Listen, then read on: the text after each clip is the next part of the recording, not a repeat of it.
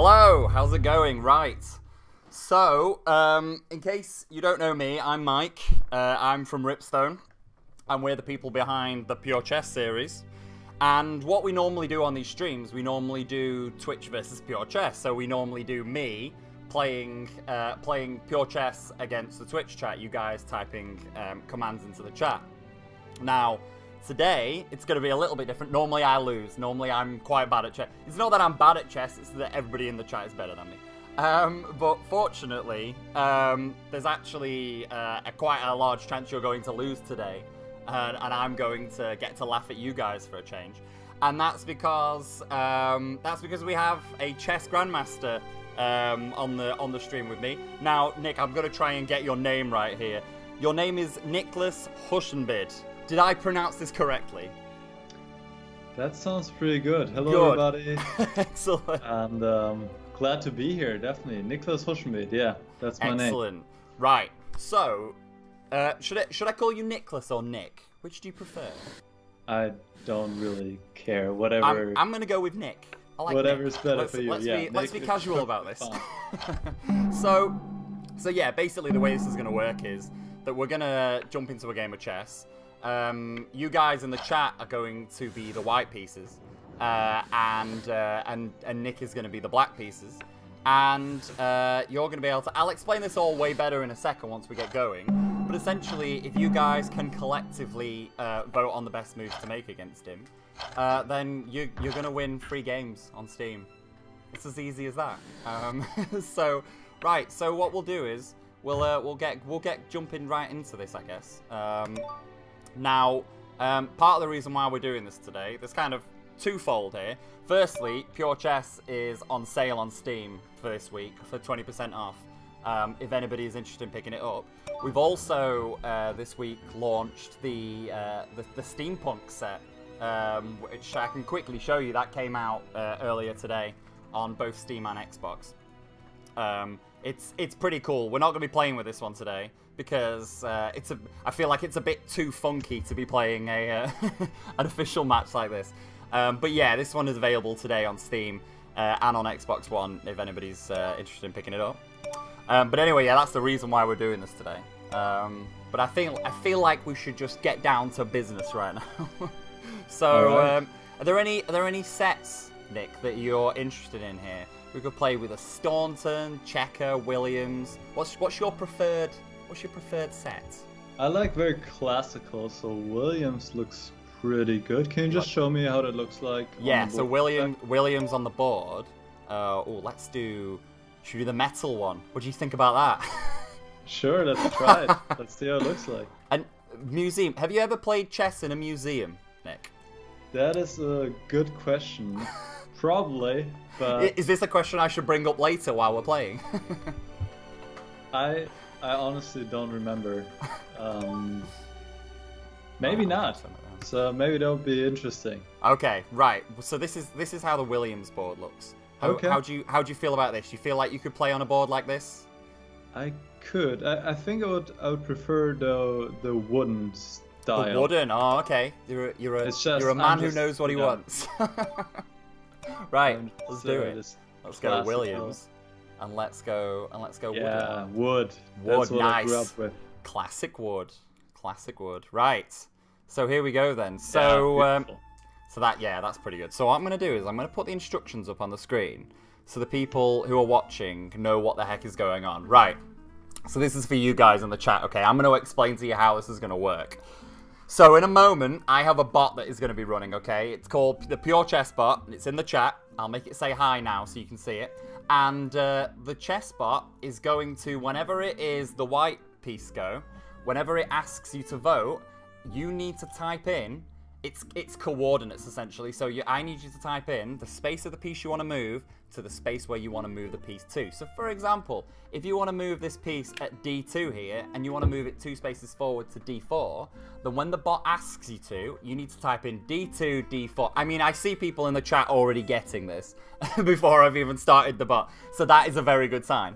But then the bot is just going to collect up all of your votes, and then it's going to spit out whichever is the winning vote, and then that move will be made against Nick. So right, let me boot the bot up. and make sure the bot is ready to go. And I'll do a little hello test to make sure that he's working. Are you working, bot? Yes, he's working. That is wonderful. Right. So are you all ready to make your first move? So just let me ask you, why is the Twitch community getting white? I mean, and this is a thing that Simon Williams, the last Grandmaster we talked to, asked as well. I feel like they can have white this time, and then if we get round to having time for a second game, you can have white next time. All right, sounds good to me. So explain to me, like, obviously there's an obvious advantage to going first, but is it a really big advantage to being the white player? It depends, but certainly it's nice to start because you can put on pressure on your opponent right away. It's the general theme is that if you're white, you can go for an advantage, and if you're black, you're going to try and equalize. So I like to be in the driver's seat. Yeah. And I like to put on pressure right from the start. Whereas with black, you know, the first goal of the game is to equalize first. Mm-hmm. Yeah. So essentially, like, if you're black, do you start most games kind of in a defensive, just try to keep up with the white player style? Well, it always depends what white does, really. I like complicated positions, I like sharp positions, so I try to direct the game there. But if white wants a really dull, boring game, then, well, I cannot do that much. It just always depends what your opponent does. Yeah. And it seems to me that with the white piece, you're better able to go for sharp lines. Mm-hmm. You have more control over what's going to happen. Yeah. Yeah, that's why I always lose on the streams, because I always let Twitch be white. So that must be why I always lose. that must be the reason. That must be it. That must be it. Right, I'm going to stop the vote. And the bot tells me that E2, E4 is the winning move that people are voting for. Oh, I like to see that. And in fact, that's the move that has been played in the last 3 World Championship games, which the World Championship is going on right now. It is indeed, you're right. Yeah. So this is the move which is fashionable. It's the move I've played all my life. So I'm happy to see this move. Right. So now, what move do you want to do in response then? Do you have when you see that this happen? Do you have a set move then that you normally do to this? Oh yeah, absolutely. I mean, I faced this move so many times, and right now I like to choose between the French defense, which is E7, E6, and the Sicilian defense, which is C7, C5. Mm-hmm. And I think we're going to go with the Sicilian. We want a sharp match, so let's go C7, C5. Okie dokie. C7 to C5. Excellent. And now it's going to be Twitch's go again, and we'll see how they respond to that. So you just mentioned the championships going on right now. So right. Can you, for people who don't know exactly what that is, what exactly is going on there? Absolutely. So right now in New York, there's a match going on between the world champion, Magnus Carlsen from Norway, and his challenger, Sei Kayakin from Russia. They're going to play up to 12 games, and whoever reaches 6.5 points first wins the match and obtains the title of the world champion. So they've played 4 games so far. So far, all games have ended in draws, but the last 2 games in particular have been extremely exciting because they've been fighting for 6.5 hours. Oh my god! And I stayed awake not the whole last night, but the games only start at 8 p.m. here in Germany. So you can imagine. It was a long night. Yeah, but I bet it was. Really exciting to watch. And for all of you guys who are interested in chess, I definitely recommend you to check these games out. It's just awesome stuff. Absolutely. Right, I'm going to stop the vote because there is a vote of G1 F3, which is dominated here. So G1 to F3. Well, that's the main move. I'm going to be quadruple checking that I'm doing all of these moves right each time. So just ignore me if I keep repeating the move over and over. Right. So then, what are you thinking? D7, D6. D7 to D6. Is that D for Derek? Yes. Here's a question for you. Simon Williams, who we had on last time, he had a name for all of the pawns. Do you name all the pawns as well? I heard about that. I don't know all of Simon's names. I know there's Harry the H pawn. Yeah. I think that's the only one I know, really. I think it was D. I think Derek was D. Oh, there goes D. Okay. Well, it helps to clarify which pawn you want to move, but no, I don't have a name for all these Oh, that's a pawns. shame. And by the way, Mike, Yes. right now there's a Skype bar and it's kind of hovering into the chessboard. Can you get rid of it by any Yeah, chance? unfortunately I can't. I'll tell you what I can do. I can okay. try and make you ever so slightly smaller, and maybe it'll help. There we go. Yeah. It's because obviously I'm calling you on Skype, and Skype has decided that the connection isn't good enough, even though it clearly is, which is useful. Cheers, Skype. But hopefully it means that people can still see what's going on the board. So just going back to the championship for a second. So are people able to watch these matches online? Yes, absolutely. I mean, there's a lot of commentary going on online. You can either watch on the official side, which I don't even know. I think it's worldchess.com. I don't even know because you need to pay, so I don't do that. But then there's the most popular stream with like 15,000 views ongoing is on Chess24. Right. So you can just go to, well, you can either watch it on YouTube. It's live stream on YouTube. If you type in there World Championship, Carlsen, kayaking, you'll find it easily. Or you go to chess24.com and you'll just find it right away. And what I do, and the kind of the reason why I stayed up, I mean, for one, I'm a chess fan. I love to see these matches, and it's just I mean, really I'd be surprised if you weren't a chess fan, given what you do. Yeah, exactly. Well, what I do, I summarize the games afterwards. So I take the games, I analyze them, and provide like 20-minute, 30-minute summaries, and just going over all the moves and explain them and kind of making it understandable what these chess cracks are doing there. And that's what I do, and I like to do videos right after the game, so it's getting pretty late sometimes, but it's just a lot of fun, so I really enjoy doing that. That's really cool. Right, I am going to stop the vote. Oh yeah, we should get through the opening pretty quickly because this is, well, oh, it's fine. I enjoy the banter. I enjoy it, and it lets the chat think as well. It lets the chat think. Okay. So they've gone here. They've gone for D2 to D4. All right. Like so. I also saw a lot of bishop f1 to bishop b5 moves there in the chat, but I'm glad that didn't happen because that would have been a quiet variation, and I'm glad we're going for the so-called open Sicilian here. White opens the center, plays d4, and I'm going to go c takes d4, so c5 takes d4. Okay, c5 takes d4. There we go. Pawn for pawn. Nice. For pawn, yes. And I can set the bot going again, and we'll see how they respond to that. Right. Now, so far in the World Championship match, all of the games where white played 1 e4 were respond to 1 e5, so also moving the king pawn 2 up.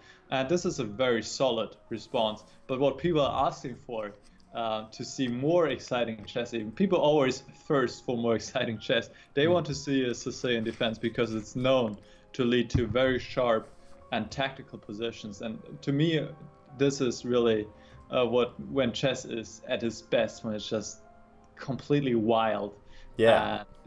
So much going on. So we might get a game like that. Who knows? Yeah. I mean, like I say, I've been doing this. We stream chess every single Monday at 4 o'clock UK time, and I do this. I play against the chat, the chat, and yeah, like some of the games we've had, especially recently, because I've been learning chess. Right, I knew how to play it, but the more and more I play against the chat, the more I see the silly mistakes I make, and just generally I learn how to be less stupid at chess. And some of the games we played recently have been really like all over the place, you know, sort of, because it is interesting when I think that one thing I've learned is I try not to get set up. You know, it seems like the chat are always trying to set me up. They move something for me to take it, and then the moment I take it, I've left myself open to something.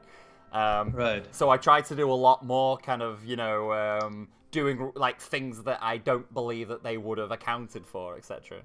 You know, now that you're talking about it, I looked into the game Simon played, the first game. Yeah. And that's exactly what he did. It feels like to me. He was offering a pawn. Then he was like, oh no, what have I done?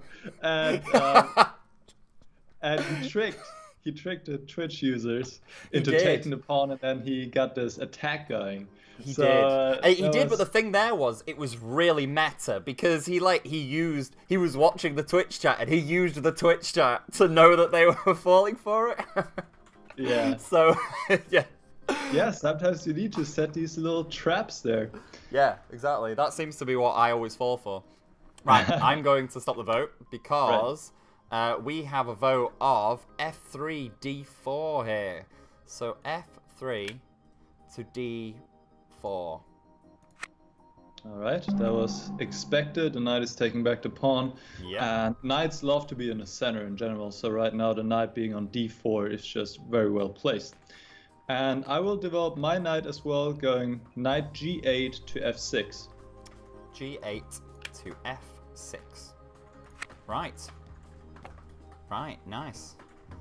Nice. Yep, and I'm attacking the pawn on E4. Well, maybe I shouldn't tell this, but I think. I mean, yeah. So this is the thing I was going to ask you. Like, are you when you were coming into this, were you wondering whether or not you'd sort of be saying your thoughts out loud about the game, or are you kind of keep them to your chest? Well, okay. This is kind of obvious that I'm attacking the pawn on E4, so yeah. I think I can mention that. But when we're getting deeper into the game, I will, well, maybe say some general words about the position, but maybe not tell you guys about my exact plans. Are you going to try and do a Simon and trick the chat? I don't know. By making out like you're losing. I don't know. Maybe if I'm much worse, I have to go to such lengths. I don't know. We will see. We'll see. Were you when you're going into this? Are you at all worried about the possibility of losing, or did you kind of think, I've probably got this. I'm probably okay. No, I haven't thought about it at all. Yeah? That's not because the possibility of losing is out of question. It's fine if I lose. I will do my best, and if Twitch beats me, that's okay. I don't have any pressure there, honestly. I like that philosophy. That's yeah, nice and laid back. I wish I had a bit more of that in me. Oh, really? Well, I'm just here to have a good time, and I think it's awesome to have this going here against Twitch and this whole setup that we're able to do this, where everybody can contribute, and that's a great thing. And I'm just enjoying this, so let's see what happens. Yeah, it's pretty fun. Right, I'm going to stop the vote because we have a vote of B1, C3 going on here. So B1 to C3. So they're pulling a knight out. White is developing another piece. Just after you said as well that moving the knights into a central position is a good idea. Yeah, exactly. Those are usually the best squares. The squares on C3, F3, F6, C6, and most openings. Those are the squares where the knights go to, because they have a direct impact on the center. So now I'm not going to develop my other knight, but I'm going to play the pawn move A7 to A6. Okay. A7, one place forward to A6. Yes, exactly. And that's called the Najdorf variation. Okay. And that is the most popular Sicilian there. So you go into Sicilian by playing 1c5, and then it really spreads out. You can play all these different variations, and they all have these great names. There's a Najdorf named after a world-class player back in the 50s, Miguel Najdorf from Argentina. Then there's the Dragon variation. There's the Richter-Rauser, Taimanov, Hann, O'Kelly. There's just so much. And this is the move. Najdorf is considered to be, well, one of the most interesting chess openings there is. I think that's fair to say. Okay. So I'm really curious, because here White has a lot of options. So I'm curious what the Twitch chat will choose. Yeah, I'm definitely interested, because I could see some people. So we have some regulars who are in all of our streams and support us amazingly. A couple of the people are kind of chess fanatics and are in all of our chess streams. There's a guy called Perkle, who I can see is in the chat right now, who is trying to predict the moves that you're going to make. And normally when he tries to predict the moves I'm going to make, he's spot on every time because I'm so predictable. But he seems to be having an issues this time with predicting where you're going to go. So this is good. Right. Well, yeah, let's see. Let's see. Vote and see what they're doing. Right. Yeah. So here we go then. So actually, I'll tell you what, I'm going to let the vote go a little longer because there's two different moves which are nearly on top right now, and I want to see if one of them jumps above the other. Really, here, white has many choices. My personal favorite, I play this position with white as well. It's one of my favorite openings to play. I go, well, maybe I shouldn't influence the vote. Maybe I'll say afterwards. Okay, I'll tell you when I've stopped the vote, and then you can say what you would do here. But yeah, this is really one of my favorite openings to play with both colors. So just so rich positions, and you often have these king attacks and just fun to play. Are there openings that? Are there sometimes when you're playing and an opening happens and you just look at it and you're like, oh man, this is going to be a boring match now. I can tell already. Absolutely. But you always have some influence over it. I feel like at least after 1e4, there are not too many lines where I'm like, oh my god, I don't want to play this position. Yeah, really. I have to do this for the next hour. Boring. Yeah. I think that happens more so after one knight f3, so bring the knight out in the first move, or 1d4, where like more dry positions can arise.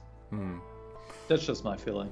Right, I'm going to stop the vote because one move has jumped to the top now, and it is a2 to a4.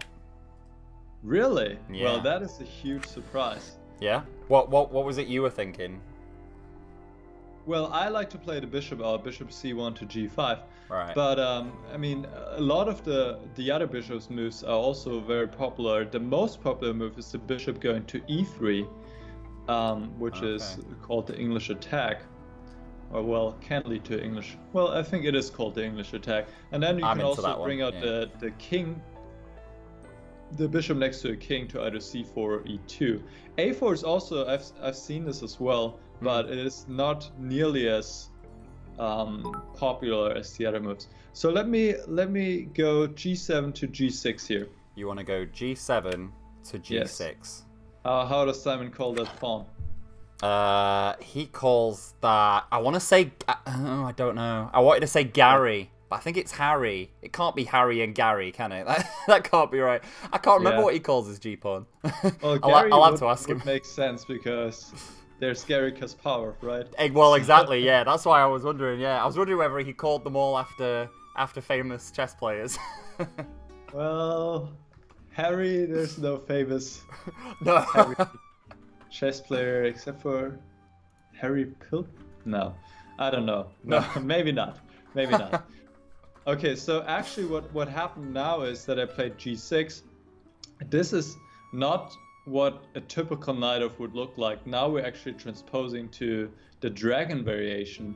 And in the dragon variation, what is kind of the signature move there is that you put the bishop on g7, so you do a fianchetto. So whenever you have to set up where the pawn is on g6 and the bishop on g7 on this long diagonal, the longest diagonal on the board, it's called a fianchetto. Right. Okay. By the way, I just wanted to say in the chat, there's people dropping us all kinds of things in the chat. So thank you, especially to Swedish Cheese. Just wanted to say a shout out to Swedish Cheese. You know you're being great. Thank you, Cheese. Anyway, that was a bit of a chat derail for a second. There's actually a move right now which is way higher than all the others. So I might at first the votes were all over the place. Okay. But now there's one which has jumped up higher than all the others, and I think, I'm gonna start the vote because it's really high now. The move that has jumped all the way to the top, after a bit of confusion in the beginning, is f1 to c4. All right. Well, interesting. I didn't expect that, to be honest. No. Yeah, well, white is developing the bishop, but it feels like white is kind of combining two plans here where I'm not sure if they belong together. White could have also played bishop c4 in the last move. So let's see where they're going with this. I will just continue with my development, go bishop f8 to g7. What was that again, sorry? Bishop f8. Oh, yeah. To g7. To g7. G7. Yes, right there. Right there. Yes. Got you. Got you. That's it. Right.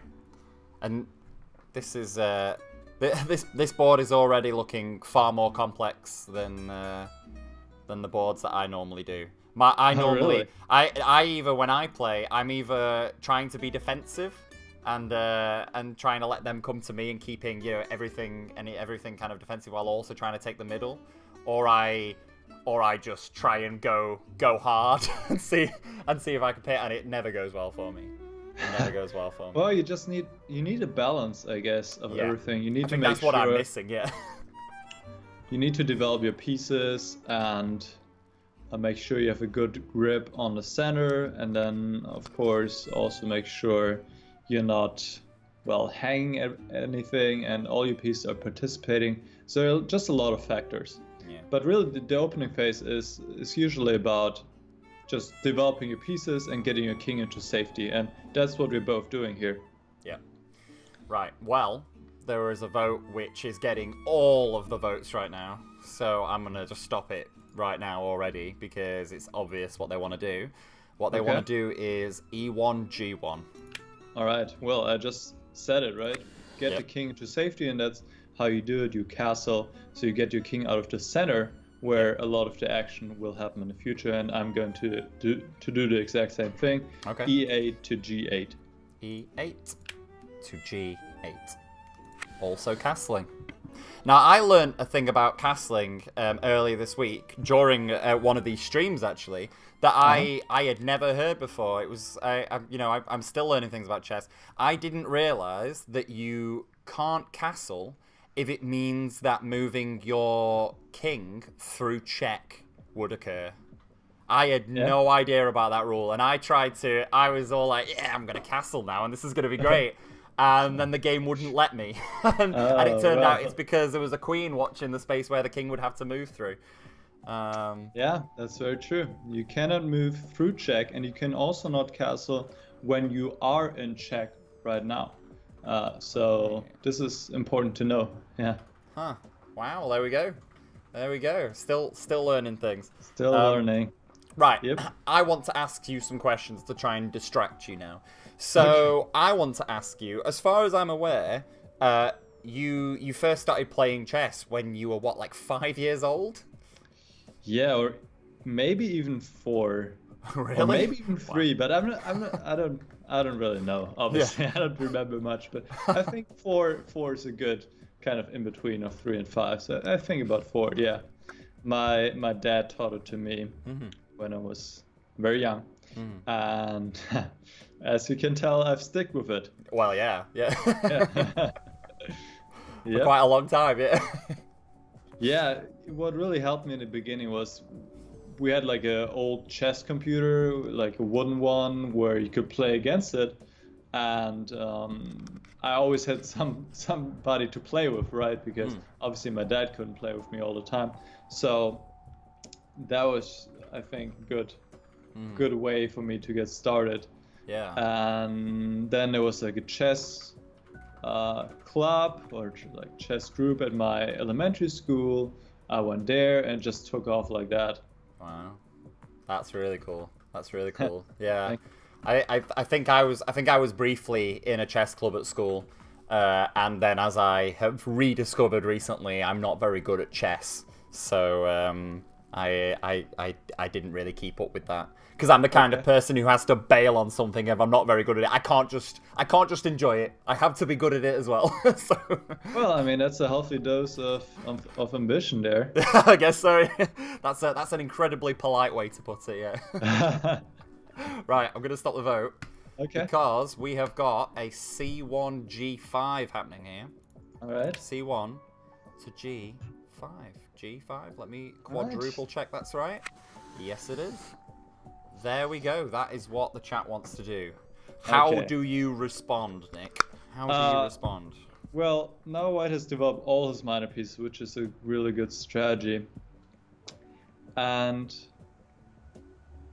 to be honest, I'm wondering if I can do something fancy here, but it might be too early. So I have to take a quick look in the position if I can be fancy or if I should just play. You know, when you're playing a regular game, how long do you normally take to? Because I'm getting the feeling right now I'm kind of rushing you into moves. Do you normally actually take your time thinking about the move you're going to do? Well, that's so in the opening you usually know what to do because you've seen these positions before and it's pretty straightforward. But as you get into a middle game, that's what's slowly starting here. We're almost pretty much done with the opening.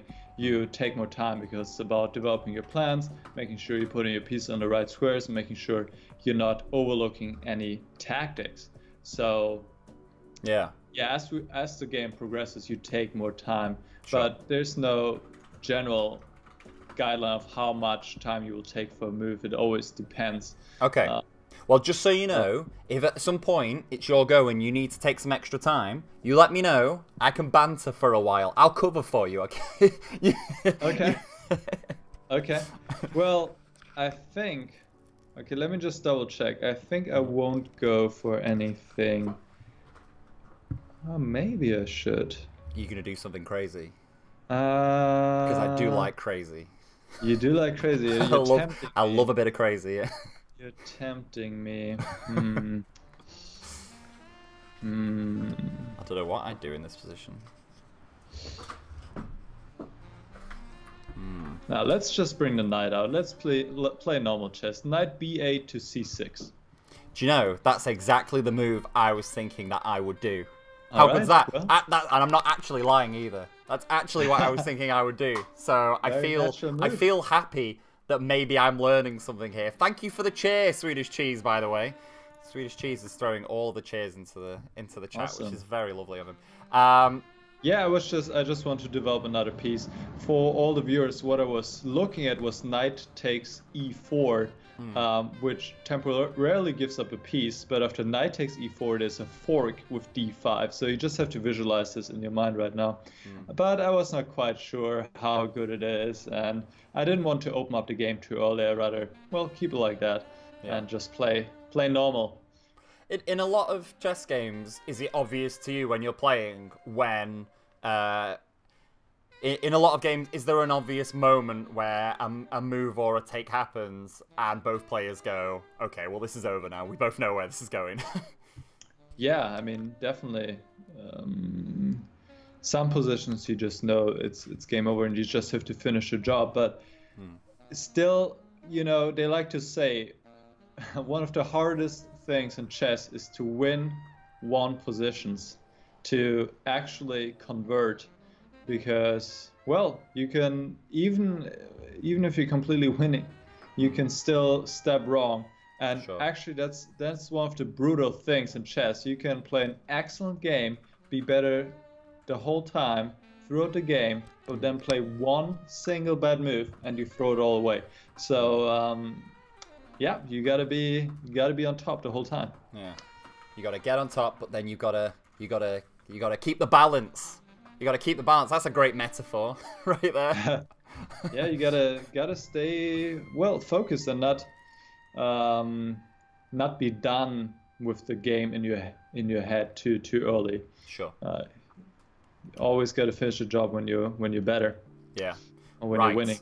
I am going to stop the vote because there is a move which has rocketed to the top. Right. And it is d4 to c6.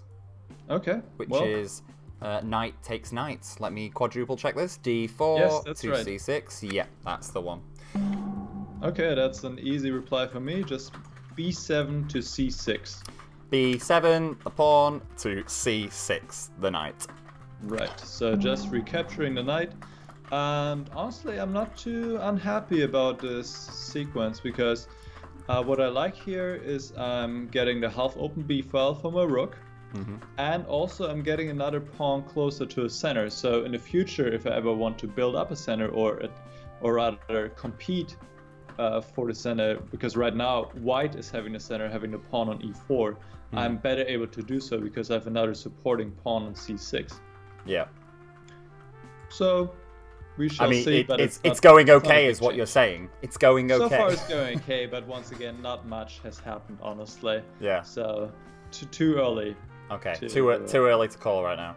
By the way, anybody watching who is not familiar with what is going on right now, because I assume there are people who have joined since I explained what the heck is happening right now. We're playing a game called Pure Chess. It's from us, Ripstone. And we have Niclas on, who is a chess grandmaster. All of his details should be above his head over there on that side of the screen.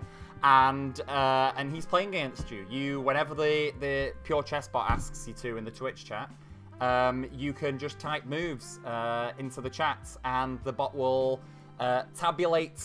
Is tabulate a word? It's probably a word. All of the results together, and then whichever one has been voted for the most is going to happen. And you guys are the white pieces, which is why you are voting right now. And we do this quite a lot. We do lots of these things, and we've got more of these things planned as well. Loads more of them, in fact. Loads of exciting things. So if you do want to keep up to speed with all of this ridiculousness we're doing, then please consider following us on Twitch, because we do like it when people follow us. We've got lots. We've got some of our regulars are just the most lovely people. Some of them are horrible as well, just horrible human beings. You know who I'm talking about, you Kepta. I see you in the chat there. But otherwise, yeah, we've got some lovely regulars, and we'd love to add to them as well. Right, let's stop the vote now, because we have another move. There's been lots of different moves that were voted for, but one of them has rocketed above the others, and that is D1, D2. All right. D1 to yeah, very D2. sensible move. Moving the queen forwards. Improving the queen position a little bit, connecting the rooks.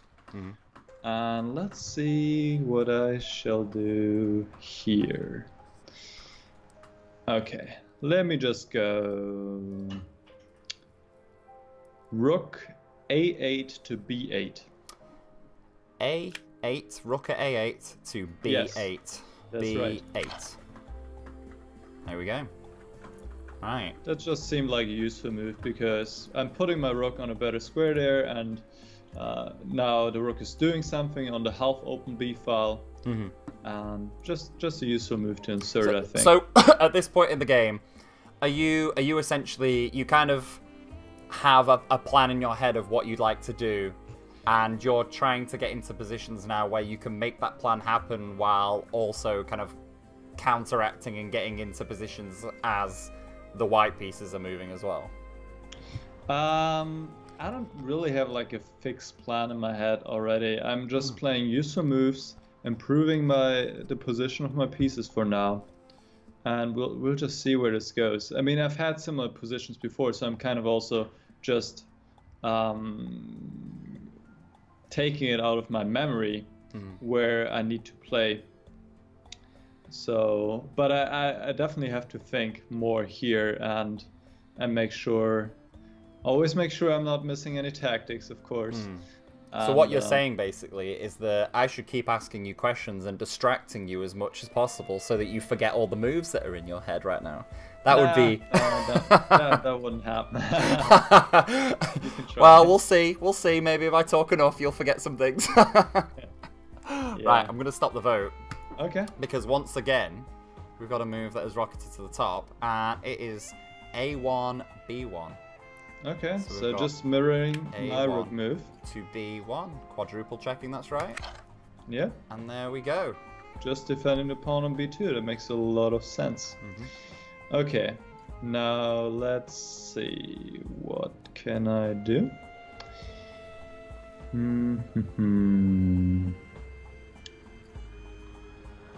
Let's see.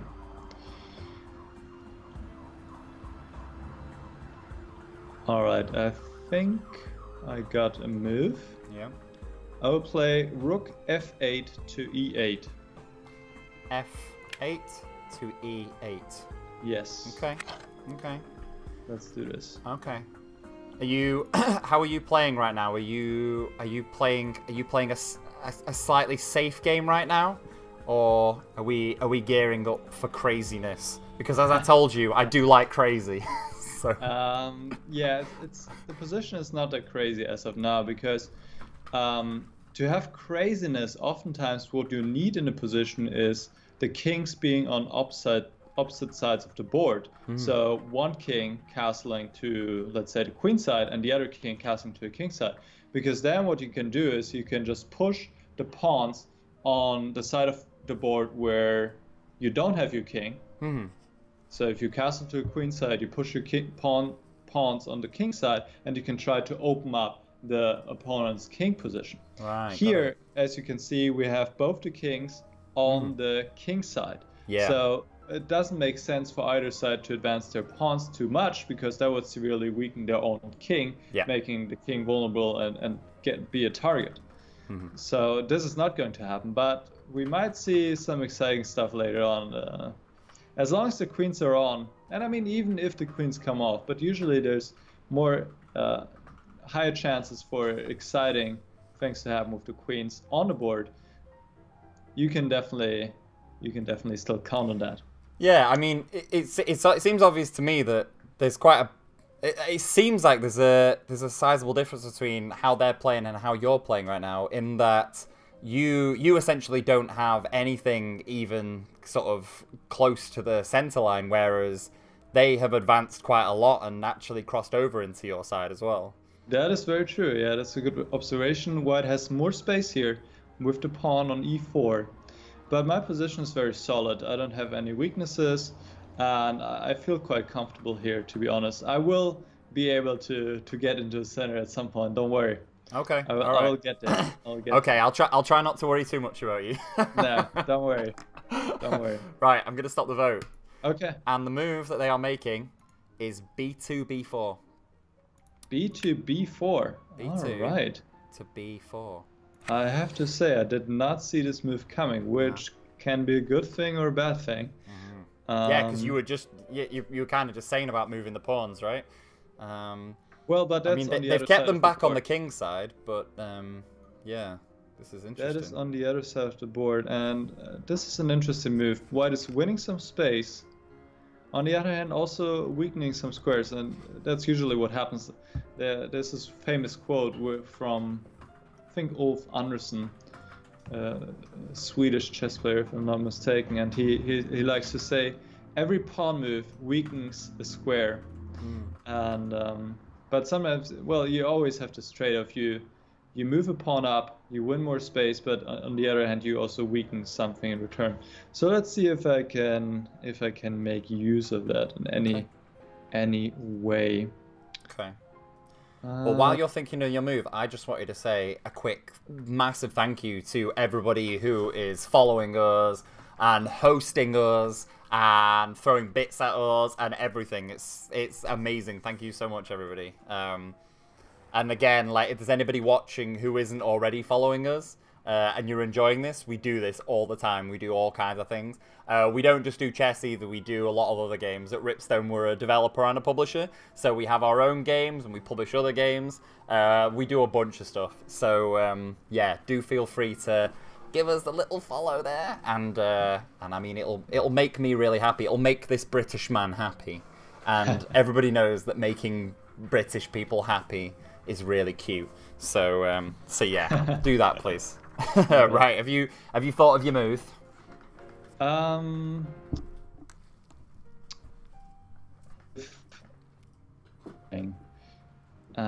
let's just go with it. I'll go a6, a5. A6, pawn at a6 Yep. to a5. That's right. Okay, let me double check that. Right. Interesting. Okay. Yeah, I'm not sure about this move, but I mean, I think I can see why you've done it. yeah, I'm trying to compete for the space there. Yeah. And see how White reacts to this. Yeah. I'm personally not sure about this move, but it's interesting, and I'd like to see what happens here. Right, I am going to. I should read. I got distracted a second by Ash subbing to us. Thank you so much, Ash. That is amazing of you. I'm gonna quickly restart the chess bot. There we go. Right, there we go. You can all vote again. I apologise. I got distracted. Yeah. Right, so yeah, we'll see what they do. But from my perspective there, It seems to me like what you've tried to do is bait them into moving that pawn, so that you can, well, so that then there's a clear line between the rooks then. Yeah, pretty much. I mean, white has to react in some way to my threat now of taking the pawn on b4. And the question is, will they take the pawn on a5? Will they move forward, or maybe play something completely different? Okay. So we shall see. Right. Well, the answer, I'll put you out of your misery, and you can find out what the answer is right now. Misery. Your misery, yeah. Your misery. The answer is that they have gone b4 to b5. All right. Yeah. I think that's a good move. So let me take this off. I'll go c6 takes b5. c6 takes b5. Right. Got it. And now you can look at the position. You can see white has 4 ways to recapture the pawn on b5, with the pawn, with the bishop, with the knight, or with the rook. So a lot of choice here for the Twitch community, and I'm curious what they will decide on. But also, I just have to say that I feel like you're baiting them a little bit. I'm not going to put words into your mouth here, but I feel like some kind of bait and switch is happening here. So Twitch chat, just be wary, please. Okay. Maybe don't do the obvious things here. Yeah, maybe don't take the pawn, guys. Play something else. Right, I'm gonna distract you again quick, because I feel like it's going too well for you right now. Now we asked the community in our Discord to post questions. And if anybody has questions for Nick, by the way, you can just post them in our Discord. The link has been appearing every now and again automatically, but I'm sure that the wonderful Holly, who is working there she's posted it already. Look how quick she is. If you go in our Discord server, then you can post some questions in there, and then Holly will go print them out on pieces of paper and bring them to me, and then I can ask them. How good's that? Technology. Awesome. Who would have thought it? So the Snee, someone called the Snee, has asked. Well, he's asked 2 questions really. I'll ask you the first one. He's asked, what is the longest game of chess you've ever played? Can you remember what that is? Yes. I think it must have been about 7 hours. Yeah. These days, all the different tournaments, they have different time controls. So sometimes you have shorter games, and sometimes you can have these extremely long games. And actually, one of my biggest wins, actually my win against the strongest player I was able to beat, I think that was close to a 7-hour game, I would say. Because he was defending very well, and I just tried to somehow crack through, and eventually managed to. And with the time controls these days, you usually get like half a minute per move. So with every move, you get half a minute added to your time, and that means the games can go on for a very long time if you play a lot of moves. So that's how it's possible to have these super long games. But that's extreme. Most games will last between 3 and 4 hours, I would say. That's pretty standard. Right, okay. Fair enough. But after 7 hours, you're just completely wasted. Yeah, I was going to say, I would imagine at that point, you're just both like so fatigued that it's, you're making like someone makes a slip up just out of tiredness at that point. Yeah, so. and you know, it's just impressive to see the World Championship match going on, and those guys, they've played 2 6.5 hour games in a row. So yesterday and the day before. In a single day? No, not in a single day. Oh, I was going to say, that would be crazy. But people have done it as well, probably. Yeah. But yeah, in 2 games. But I mean, you also have to imagine all the pressure being on the players. And really, a loss can really set you back because you don't have that many games. There are just 12 total, which is not that much. 4 have been played so far, and nobody wants to lose, obviously. So it's tough, but well, they're there for a reason. Yeah. Right. There are 2 different moves which got a high number of votes. One of them just slightly more than the other, and I've left it going a little while. And I think I'm going to have to go... So the second one, which has just missed out, was c3 b5. So they were thinking of moving to take the pawn with the knight. But instead the move that they've done is a4 b5. I think that was a good choice. I think knight c3 to b5 would have been a mistake. Well, I might take this back. Not sure, in fact.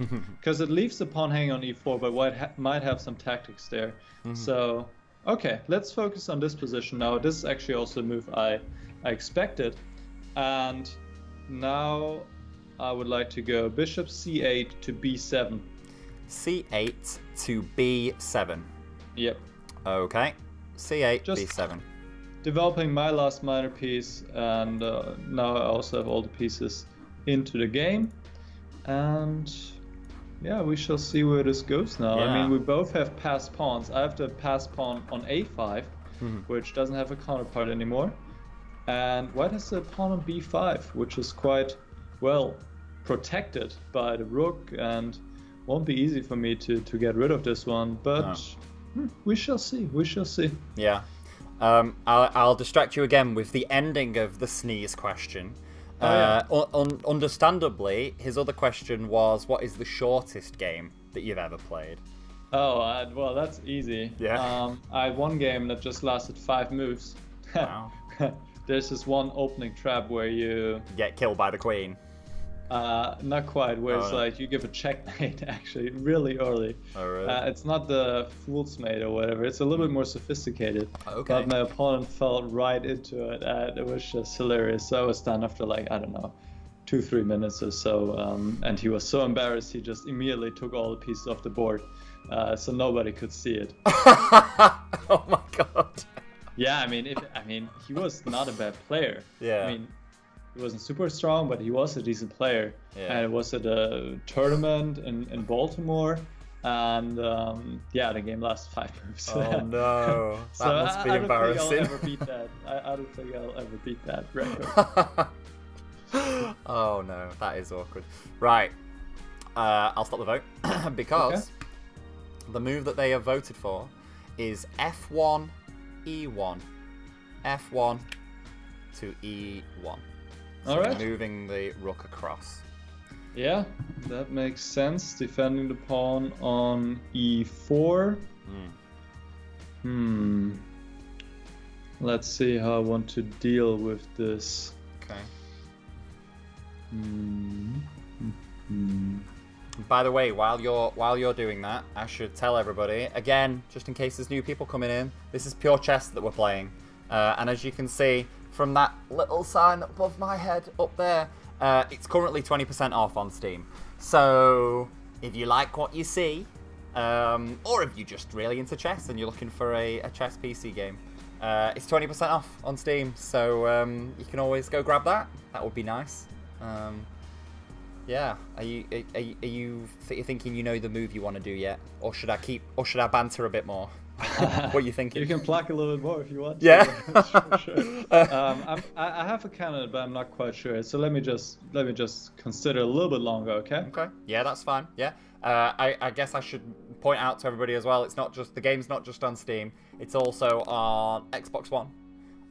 It's the Grandmaster edition, so it kind of comes with Pure Chess and a bunch of like extra chess sets and environments and all that kind of stuff. The game's on PlayStation as well. If you're into that, PlayStation people, please do not feel left out. We love you too. That's awesome. So okay, yeah. I think I got my move. I'll just play rook from b8 to c8. b8, one across to c8. Right. Excellent. Okay. Yes.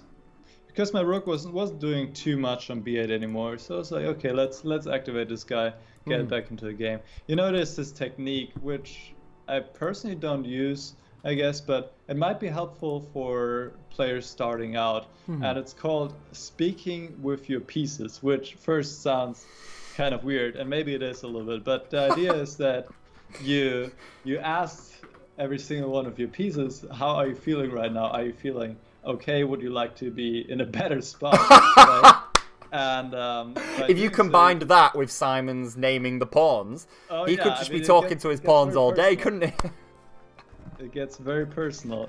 Yeah. So by doing this, you just check, are all my pieces in good spots, or can they be improved? Got it. Can they be more effective somewhere on the board? And that can help to help you to figure out what could be a good way to play. Okay. So when you talked to your rook, then did he essentially say he didn't feel like he was doing much, and he felt like he could get more involved in the team? Exactly. I asked him, Rook, how are you feeling right now? And he was like, move me over there. Get me into the Out of curiosity, what was his accent? What accent does the rook have? It's a thick German accent. Excellent. There are a couple of moves which are both high up, so I'm going to let it ride for a little while. Maybe I'll ask you another question. Sure. Ghost Gamer, one of our he's kind of one of the regulars on this channel. He's in every single stream. When he's not in the stream, we worry that something has happened to him. So Ghost Gamer has asked in the Discord, what your favorite opening is. My favorite opening, well, in fact, that is the Night Earth. So what we're seeing today, we're not seeing one of the sharpest variations, which I would like to play white for a little bit, because with this move A4, you're kind of setting the tone, because once you play A4, you're not really going to castle queenside anymore. So all these scenarios I talked about earlier, where you have opposite castled positions, so one castle on the king side, the other castle on the queen side, are not likely to happen anymore, because in most cases black is going to castle king side, and here we see white also castle king side. But the Night Earth is just such a rich opening with so many complex lines, and like I said, it leads often to tactical wild positions with attacks going on, and that's just the most fun to me. And I like to play with both colors, even though if I had to choose, I would prefer it with the white pieces, in fact. Okay. Don't worry, we'll let you play with the white pieces the second time around. If we get to that point, because obviously this match might go on for 3 hours. We don't know yet. We're going to have to see what happens. We don't know. But I'll tell you what, now there is a vote. There is a one of the moves has now jumped up. So I can tell you the move they have made is C4 to D3. All right. Yeah, I was attacking this bishop. So makes a lot of sense to drop it back and move it. All right, let me see how am I going to react here.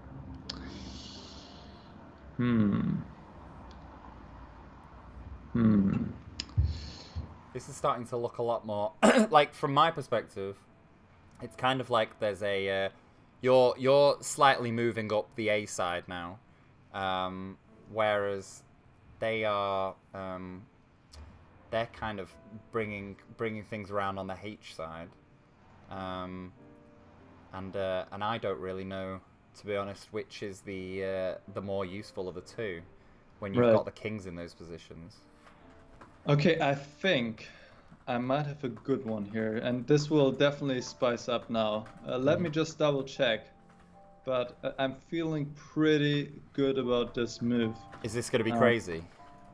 A little bit crazy. Okay, I can take a little bit crazy. A little bit crazy is okay. Okay, let's go for it. Rook C8 takes the knight on C3. Right. So, okay. Well, that's interesting.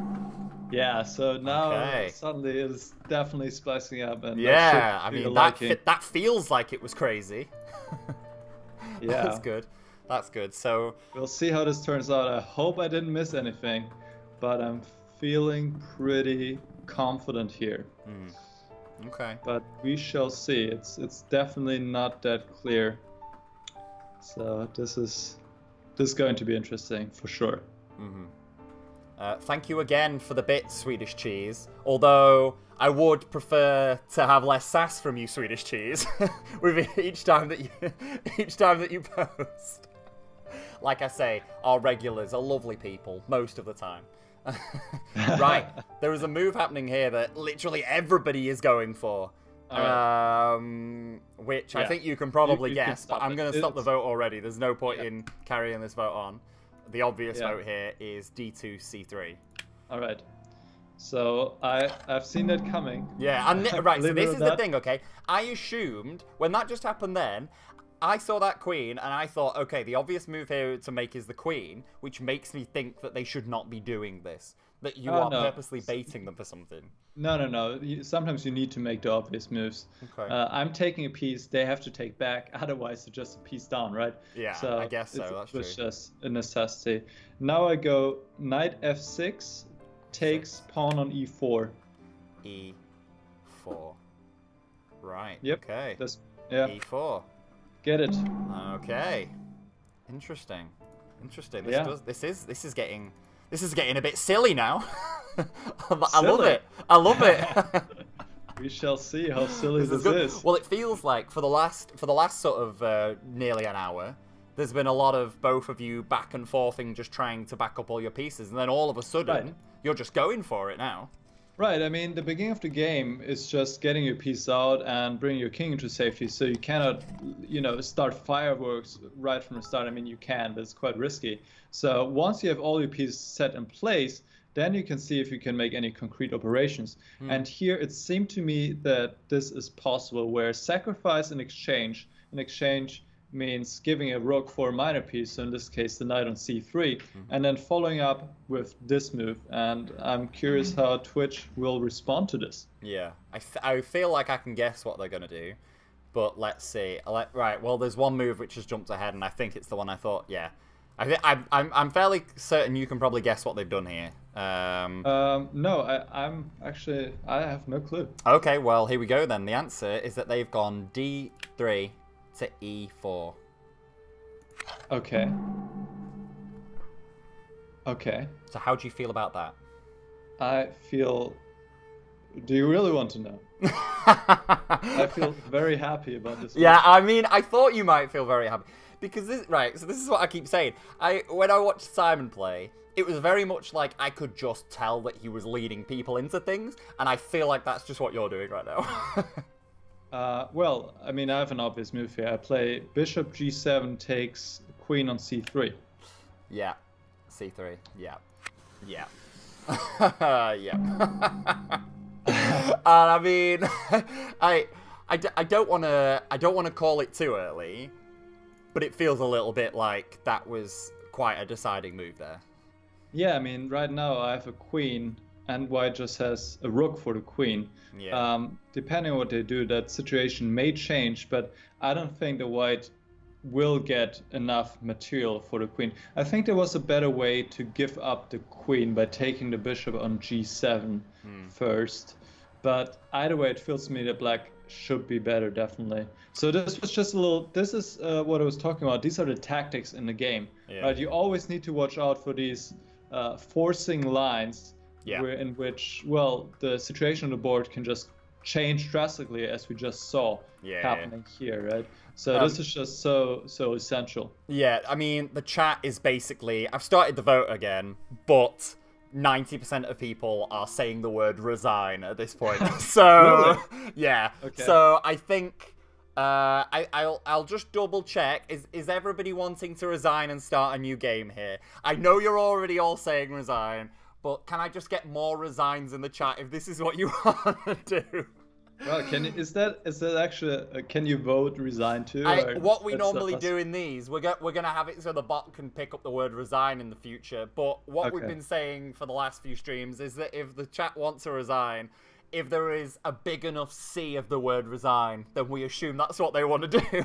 And right now, the chat is definitely filled with all of the salt in the world. I feel like this might be the end of this game. Yeah, I think we'll stop this one. Right, so that's it. You've won your first game. How did that feel? Was that easy enough? I'm quite happy. I think the resignation comes too early. In fact, you could try on a little bit here, but I should be able to win here. I'm pretty sure.